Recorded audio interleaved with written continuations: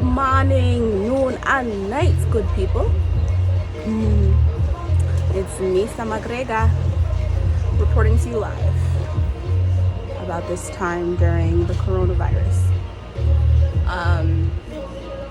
I truly believe that this time, of course, obviously it's very unfortunate.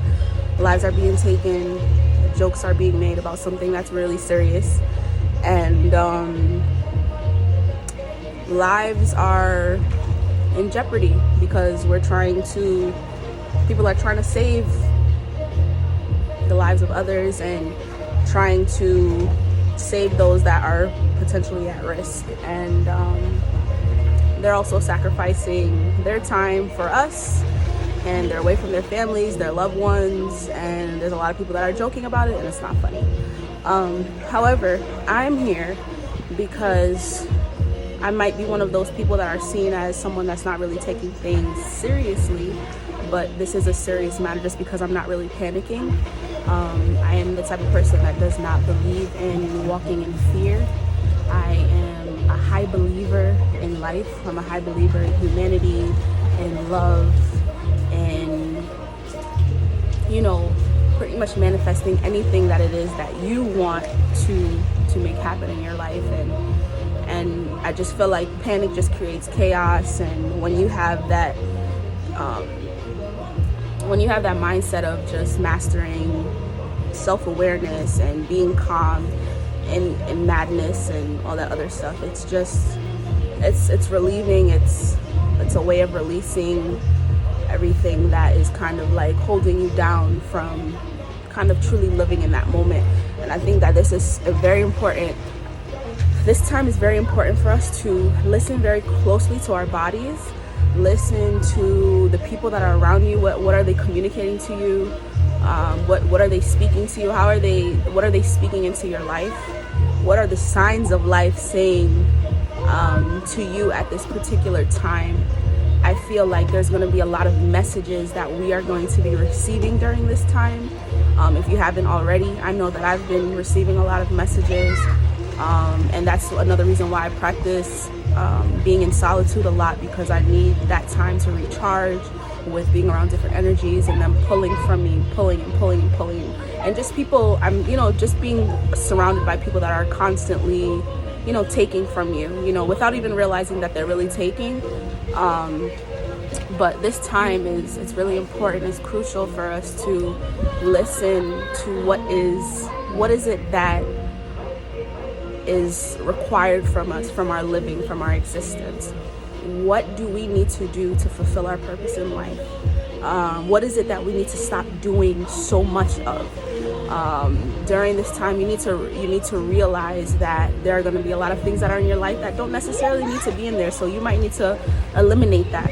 You might need to take a break. Some of us are in desperate need of this, taking a break. And we're at that point where it's like most of us are, especially if you live in a big city like New York City. Constantly, people don't sleep. They're constantly on the go, always on the go. They're not able to enjoy time with their families because most of the times they're spending so much time commuting, 2 to 3 or maybe 2 to 4 hours commuting to and from work. Then they're working 8 hours. Their whole day it's done. And then they're repeating it for 5 days out the week. When for some people they're working an extra 6 day, they might take 1 day to themselves, but it's not enough.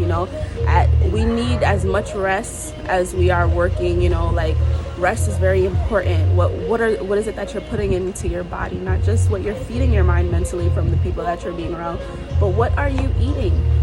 How is it making you feel? What are you constantly consuming? Whether it's like you constantly consuming alcohol, which obviously you need to relax it a little bit. Is your diet high in sugar? Are you you just have to really pay attention to how certain foods are making you feel, like fatigue and all of this other stuff. But some of us are just we're in this desperate need of rest and just stillness. Be still. Enjoy this time to kind of think about what it is that you want. I know there are a lot of people too that are in environments that are very unhealthy. So I'm hoping that during this time, if you are a person who is in a very toxic environment, that you will, during this time, you're kind of thinking, what is it that I need to do to get out of this situation? Because it will eventually silently kill you. If you're not able to go home, to be home during this time, like you have a big problem with it, not even just because you might be hyperactive or whatever the case, but you're not able to be home because you're verbally abused, maybe you're physically abused, or maybe you might be in a temporary situation where you're not able to afford to live on your own. You might be living with someone else, but it's like the house is just filled with so much toxins that it's kind of consuming you as a person, and it's taking a toll on you.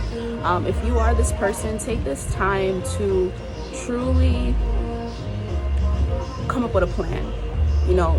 There's going to be a lot of signs during this time, and you need to be still. You need to meditate. You need to pray during this time, to get that evilness over you, to get it out of you, because most of the time it's going to consume you. It's going to take over you. You're going to kind of react and kind of respond to things that you necessarily wouldn't respond in that way. And some of us are all guilty of that. We just get consumed by things that we're just constantly around, so we kind of turn into someone who we turn into that person that we're not.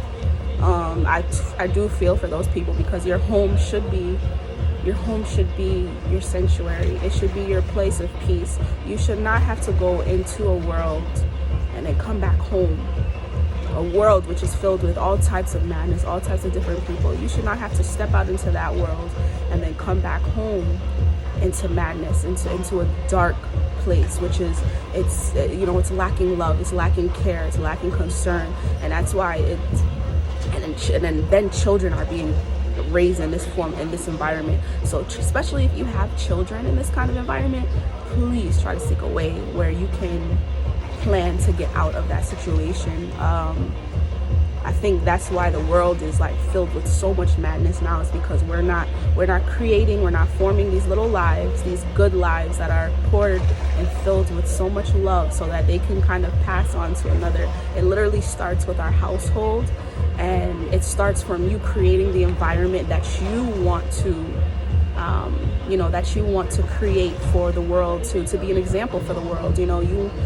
So whatever the ingredients that you want to fill your home with, fill it with that. But I just hope that it contains love, kindness, concern for other people, because once your home is filled with that, people will feel that. Children will be examples of that, and I truly believe that that is a step to seeing more of that in this world. So I hope you guys all stay safe during this time, and I hope you pray during this time. I hope that you love on your loved ones a little bit more, and just